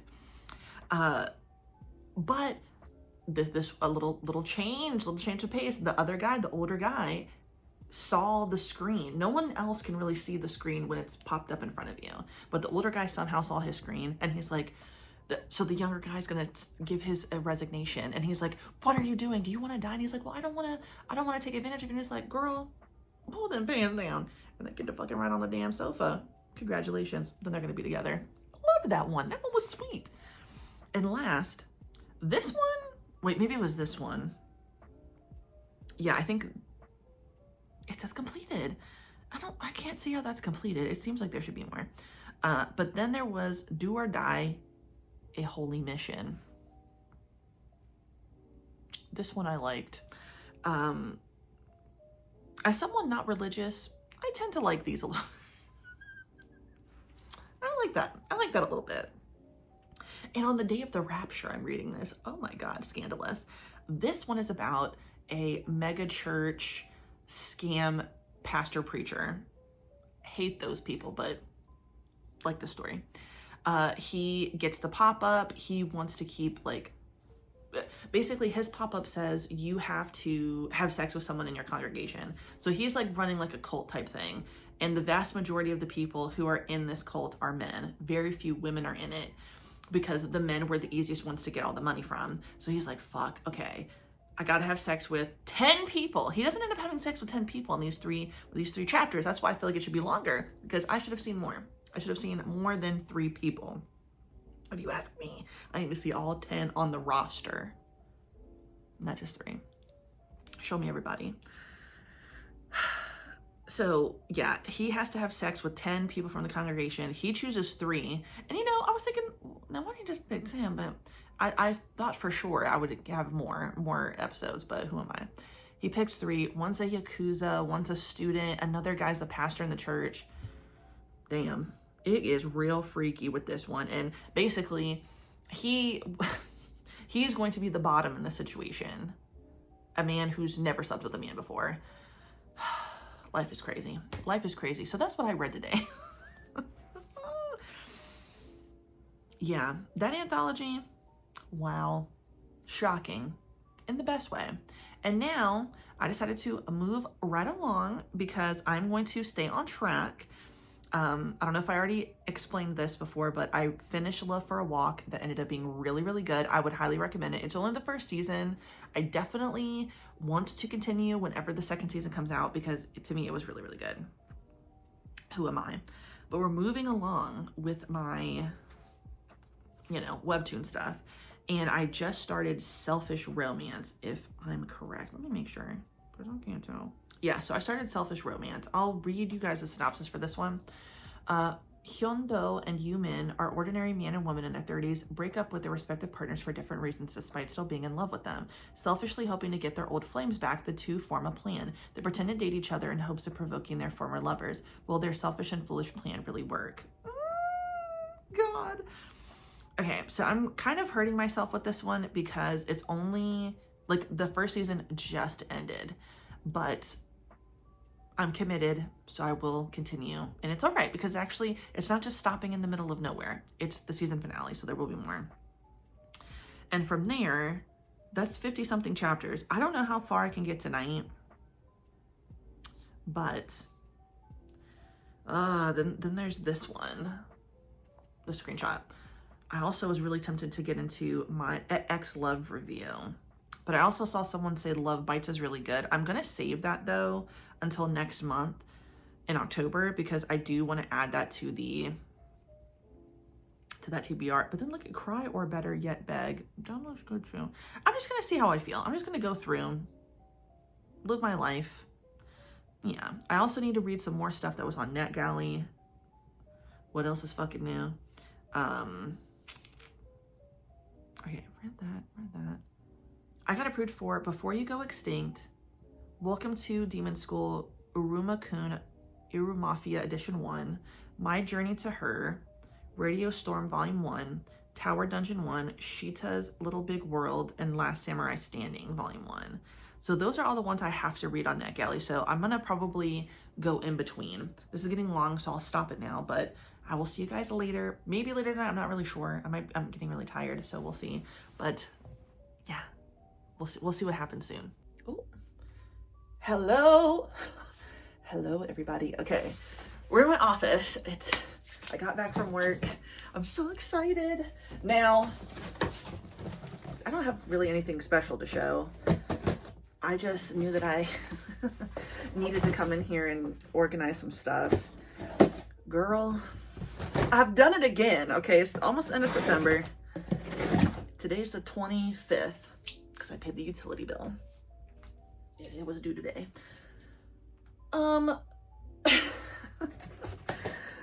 October might seriously have to be a book buying ban, for the love of God, because I went to Second and Charles. That's not even one I'm opening right now. I'm sick. Do you understand how bad it is when... Do you understand how bad it is when you got so much shit, and I will not be telling the price, okay? Even that was shocking to me. You get to the register and the lady's like, wow, I can't wait to see what dent you made in the aisles. That should tell you everything you need to know about the damage I did in the damn local fucking Second and Charles. I don't know what's wrong. I know what's wrong with me, but what can I do? It's okay. Like, sometimes I just have to remind myself, okay, I should be better. There's nothing wrong with saving money. But, you know, then sometimes I'm like, you know, girl, but you don't have, like, it's just me and Debbie in here, you know? We can afford what we can afford. You know, I'm not living beyond my means, I would like to say. But I'm obviously spending quite a bit of money that could be saved. So I need to get back on track, okay? I did really good in whatever month that was. It was this year, but I certainly can't remember. You know, sometimes it's like, do I even not buy anything? I guess I do, but... Yeah, October needs to be a book buying ban because I don't need anything. I never need anything, right? But the issue is that if I want something, I'm lucky enough that I can go get it when I want it. You know what I mean? But this shit is not going anywhere. It's not going anywhere. So I don't need to feel the urge. Like, I must get it. Like, there's stuff that's releasing next month that I really want is going to be there in November. So I don't know why I have that feeling. But anyway, all of that yapping. I got my pre-order and I was so excited because I saw somebody say, either on Twitter or TikTok, I can't remember. They were like, and there's no lightsabers in it. Thank you. As I've said before, I am not anti-lightsaber. I wouldn't say I'm pro lightsaber either. It's just like, okay, you know, I know that's supposed to be a wiener. Okay. So like okay. It looks like they tried to do a cross between a lightsaber and like uncensored, because some things are a little blurry and some things are a little lightsaber looking, but that's clearly a ween with the veins and everything. So thank you for that. Very excited. I can't wait to get the second one, which comes out in December. I did pre-order that through Barnes & Noble. I'm so excited. And then of course I had to get Wet Sand Volume 2. Oh, you know what? I don't even remember if was this originally lightsabers? And I can't remember, but that's an uncensored ween. Almost said the C word. Okay. Have I ever said that? Have I said that before on the channel, the C word? I don't know. I wouldn't be surprised though. But yes, got my pre-orders. I think the next one that I should be getting, okay, so I know I have Punch Drunk Love. I think Dangerous Convenience Store comes out before Punch Drunk Love. And then the only other one that I pre-ordered was Painter of the Night Volume 2 in December. Okay, so I'm not gonna go through everything because why would I do that? That's what a haul video is for. This is the bag I brought, okay? Excuse me. So this is the bag I brought. She's full, okay? But when I got to the register, this was like basically completely full, stuffed this side too, because you know, no, stuffed. I had to take the stuff on the top and carry it by hand because I was like, there's no way this can work. So obviously I had to buy another bag, which I don't mind. Okay, so if you don't have a Second and Charles near you, or if you ever come out this way and you are in a Second and Charles world, I don't know, are they strictly East Coast? Because I feel like a lot of people on the West Coast, they either have never heard of Books A Million, or they've heard of it and never been to one. Let me know, people on the West Coast. Do y'all have Books A Millions out there? I know I could Google it, but obviously I'm standing here. So anyway, it's a bagless, like plastic bagless store. So you have to either walk out with it in your hands or get a bag or bring your own bag. And I opted to get another bag. So I think the best way to put it, the last time I didn't even spend that. I think Devin spent it. Or maybe we split it. When we were in, was it this year? When we were in Virginia Beach and we went to that Second and Charles in Virginia Beach area, and I had to buy an additional bag roll. So I had to get this one, and she's full, okay?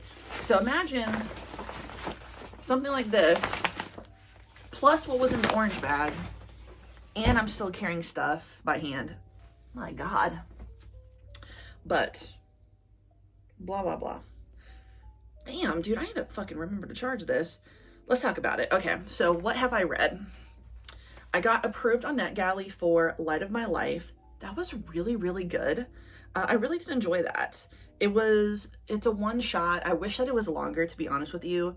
I would love to see the relationship that these characters could go through even more, but I feel like it did a good job of showing us like what was happening presently, past for context, and then kind of how they live their lives in the future. But I want to see them older and happy. It was so sweet. It was so sweet. I loved it. I don't remember if I talked about it, but I did start reading Selfish Romance on Webtoon. That's been good so far. I haven't made it very far though. Oh God, I didn't make it very far. I only made it to the end of episode 3. I thought I made it a lot further. But this one's cool, right? So this is about, it's basically following two different people. The first character that we meet is the female lead character, or the female lead. And she is breaking up with her fiance because she overheard him on the phone with someone else, basically saying that he's settling for her, and because she saved his life, we don't know what the context is on that yet, that he's gonna be with her forever, and if she wants him to say I love you, he will do everything but actually truly love her and want to be with her. So she decides in a really public place, in a really loud way, to break up with him. And then we meet the male lead, right? He is going through something similar, except he is trying to push away the person that he was with. But I think he genuinely wants to be with her, and she did not want to be with her fiance anymore. Like, she has a little bit more self-respect than the man, in my opinion. No offense now, but no offense to him or to anybody out there. But, you know, whoever he's dating, who we kind of get a glimpse into it, she's clearly like pulling him back and forth, and he doesn't like it. And instead of just sticking to his guns, he's like obsessively looking at his phone. He's like, waiting for her to contact him. But we've all been there. So I'm not trying to be too harsh on him, but she sucks. And he should be, you don't have to be open to being in a relationship, but like you have to get the toxic person out of your life, because what are they really doing for you? Nothing. So I haven't gotten to that point, but basically we're going to get to a point in the story where, what is it? They may fake date. I love that trope. We've talked about this. They might end up fake dating to make their exes jealous. Now, I don't think that the female lead wants to make her fiance want to be back with her. I think if anything, and obviously I don't know yet, but I wonder if she's really just wanting to prove to him, like, I'm desirable. Someone wants to be with me, for me, not just to settle for me. And you know what? Good for you, because I agree with that type of, it's not really revenge, but I agree with that. I think that that's fair. But does the guy want to seem like he's desirable to his ex, so the ex girl will try to be, no, don't do that, because she sucks. She seems like she plays too many games, and we don't like that around here. We don't. What else did I read? Girl. Okay, I caught up on things from Lezen today. We have things to talk about, and I'm gonna try to keep quick, but oh my God, dude. Jesus. Okay. Melting Point, really good. I was in the car about clocking out for work, about to go to my next store, finishing this episode. I screamed out loud, okay, when that person picked up the phone and was right beside Ian. That had me screaming, okay? I said, oh, no, don't even go there. But this is why I don't really like, I mean, it's going to change, okay? I don't have any fear that these two main characters are not going to end up together. Clearly, it's fated to be. But my issue is that Unsan, I think that's his name. Let me look, because I always forget his name. Eunsan. Unsan? I'm sorry if I pronounced that incorrectly. But like, I understand that for the vast majority of his life, he was married to a woman. I think he has tried to play, I think he's tried to be the, yeah, see, I'm the straight guy. I don't know. I don't, like, we only get a few glimpses, and I don't know if he identifies as bisexual. Obviously, he's had these experiences when he was younger with other young men. So does he view himself as bisexual? I don't know. I don't know if, I might reread Melting Point from the beginning. It's only 23 episodes, so it shouldn't be difficult to do that. But I might reread it and see, like, is this something that came up? And if not, I would like to get more into that and really discover what's going on. But he just drives me crazy because he keeps doing these things, and it's like, how do you not see how much Ian really likes you? Like, you see it, but it's like you want to ignore it. So it's like he gives him a little and then he takes it away. He gives him a little, it takes it away. And it's just sad. I don't like that. But because then he has the nerve to be jealous. That's what I don't like. He was jealous of the person. He thought that Ian was with a woman. And then he got jealous of her. And it's like, okay, whatever. Don't piss me off. Swallow You Whole is getting so good. Swallow You Whole is getting so good. Oh my gosh. Like, okay, now we're really getting into what's going on with Lord Mugo and the family. And, you know, how, I mean, obviously we've been told that the whole point is this family, snake god, Lord Mugo, whatever, and they give him sacrifices to get a wish. Okay. But, and again, I might have to reread Swallow You Whole because we're on season 2 now. I don't remember them saying that the family created him, right? So I didn't know if I really got that. So it's interesting because he's done being a pawn. That's the truth. We'll skip that one for last. Next was Mr. A's Farm. Very, very good update. I don't know if I talked about, no, yeah, I did. I did talk about the last episode too, but this most recent one, it was so good. I honestly thought I was going to cry when we saw the backstory for Milton and his son and everything. And then it ended. And I was like, oh God, okay, so I only had like 5 seconds to feel sad. And now it's about to be some weird fucking alien technology, tentacles coming out the bitch, which obviously has to do with that weird alien creature we saw last episode. Oh God. Ooh, that's right. I did start Imitation Gold because I got like some free passes. I might be continuing on with that, but it's shorter and I don't want to keep committing myself to things that are ongoing like that. What we will also talk about is A Crown of Thorns. Is A Crown of Thorns just supposed to be like Revenge, where there's literally nothing good will ever happen to our main character? I keep naively, clearly, hoping that something happens, something changes, but it is just literally getting worse and worse for the main character. I feel so bad for him. I wish that he would just run away. I really do. And I'm not just talking about like I mean, people keep putting him in situations, and he is being hurt. He is being assaulted. Ever since his husband died, he is just experiencing so much violence and all this other stuff. He's so confused, like, what's going on with my stepson? And then we have the coworker who's doing, and then what the coworker and the other coworkers do. It's like, are you kidding me? So, you know, I don't know anybody else who is reading that or wants to read it. Right from the beginning, it gives you a trigger warning. You need to look at that trigger warning because it is so dark. And if you've read Revenge or like Walk in My Shoes, I think it's also called something maybe a little bit different on AO3. I can't remember because I started reading the light novel of it, Walk in My Shoes or Revenge, which let me know nothing gets better. It's all just sad. But it's the same thing here. So tags for A Crown of Thorns. It's just the worst part on there is hardcore girl. That's the only hashtag that, besides step family, Omegaverse, age gap, there needs to be a little bit more. There does need to be more on that. So don't just go by the shit that's a hashtag on Lezen. Read the shit at the beginning of every chapter because it's bad, dude. Nothing good happens to him. And I'm just so sad for him. I'm so sad with this most recent episode. It's so terrible. Okay, moving on. Okay, what else did I read? I got into something called Swan's Grave. I'll put the picture up. Why did I get into that, you say? You ask? Facebook and Twitter. As I have said, although I do not participate, like I don't contribute anything. Oh, I did contribute one time on the Facebook page because someone was asking what the name of Hard Boiled Love was because someone was posting photos and they weren't given the name. They were trying to gatekeep Hard Boiled Love, and y'all know I will never allow that to happen because I love Hard Boiled Love. That is my favorite, one of my favorites. I still need to read On.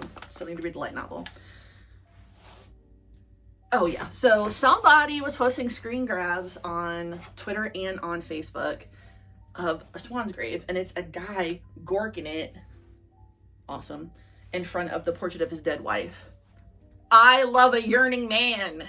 I love a man who yearns.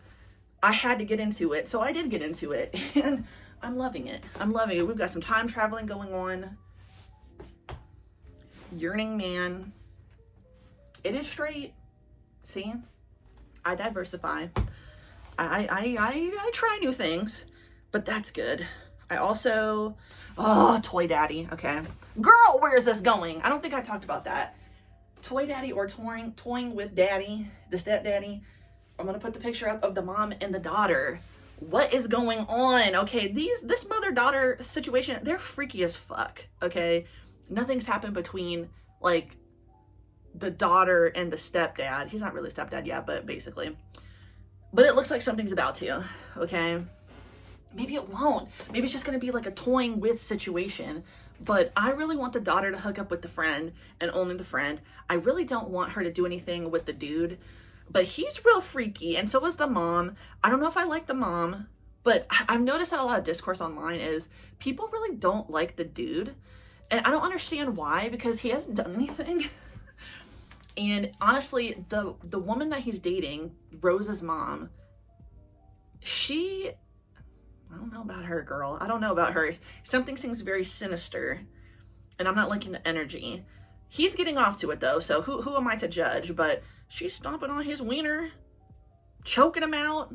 I do like to see that, so I definitely appreciate the mom in those situations, but I don't know, something about her. She's got a sinister energy to her, and I don't really like it. Rosa, now she's a bitch, okay? We have to be honest about it. Like, she sucks. She kind of sucks. I do get to a certain extent that, like, she is having flashbacks of stuff with her mom, like, where they were a lot closer. And it seems like she gets closer to her daughter when she's not dating someone. So, of course, her daughter is like, I don't like this guy because here we go again. You know, you are forgetting about me. I assume that that's what's going on because we're not too far into it. But I don't know. I'm definitely sticking with this one. That's never gonna stop. I'm gonna continue to read Toy Daddy. I never ever say daddy in my everyday life. Very rarely do I ever say that. So it's very weird and kind of funny to say it now. Because it's not my thing. It's not my thing at all. Ugh, it's not. It makes me kind of sick. Lastly, Another Woman's Man. It's still hard for me to read that. This girl, okay, look, I understand. My thing is, like, we don't know anything about the manager's wife, really. She has a drinking problem, and I'm not a fan of that, personally. I don't like that aspect of her, because she is an angry drunk, and she's very mean. Although, it doesn't seem like she needs to be drunk to be that way. So, it's not as though it's not like I feel bad for her, because, fingers crossed, he doesn't cheat on her. He likes her, or at least he's willing to stick it out and see what can happen. And I feel bad for the manager because the main female character, she is, I don't know how to put it, but I don't like her. I don't like her at all. And it's not just because she wants to sleep with a married man. It's mostly that it's just like, how do I put it into words? Like, there's just this level of disrespect that I can't get past with her. And it's not even just about the fact that he's married, because if he was in a happy marriage, it would still be fucked up. Even though it's unhappy, it doesn't matter. But it's the fact that you've already seen the kind of person that he is, right? And you want to test him. I don't like that, because, like, I think that you should take it. You see that he's somebody who's loyal to his wife. Why are you trying to push things? And I feel like that trying to push that boundary on him is also wrong. Like, her plan is to assault him, basically. He has not given you any type of sign or anything that he wants to fuck you. At all. He's just being nice. He's just being a nice manager. And I don't know. It's like, I don't like that. Jesus, I don't know. Something about it, dude. It's not sitting right with me. But I'm going to keep reading it because I'm really, really, really interested to know what's going to happen. I want it because here's the other thing. The main female character is in a loveless relationship. Okay. She doesn't even like the dude that she's going to marry. She just doesn't want to be broke and single. And because she was fat when she was younger, oh God, here we go. She's like, well, I have to be so pretty and I'm kind of mean. But girl, you got to stay nice. You got to stay good, girl. Don't let the people take you out of who you are. But if you're going to do it, look at you now. Lost my train of thought. I'm just talking all these thoughts. But yeah, I just don't like her. I don't like her. What was I getting at? No, yeah, I just wouldn't like her as a person. Like, I wouldn't want to be her friend at all. Like, there's literally nothing that appeals to me to be her friend, because she's just so mean. Just the way she talks about other women. Oh, this is what I was going to say. The way she talks about other women. So she's in a loveless relationship where she now knows that her fiance is cheating on her and she's going to stay with him. So it's like, what do you want? Do you just want to fuck your manager and have something on the side? Yeah, that must be it. She just wants to feel desired. And because she feels so entitled to certain things, because she feels like, okay, I was fat and ugly when I was younger. She was not. She was not. She was so cute. Other people are evil. Don't let that change you. She feels like that she did all this work on herself so that she deserves certain things. No, not necessarily. So, but without rambling anymore, another woman's man just got me all twisted up, and I don't know what to do about it. I'm fucking freaking out. I don't know if this is the end. I don't know if this is the end of the vlog. I've been talking a lot, but I feel like I haven't read a lot. That's the sad part. I did read Dead Mount Death Play Volume 9, so we're done with that. But now that I'm not have the 2 days off, I feel like, okay, maybe I should just end the reading vlog here and we'll start a new one so that it's not too long, because that is my issue. So I will see you guys again. Thank you so much for watching my video. If you like the video, please like the video. If you like it, subscribe, hit the notification bell, follow me on other social media. It's in the description box down below. And you, yes, you, have a good day.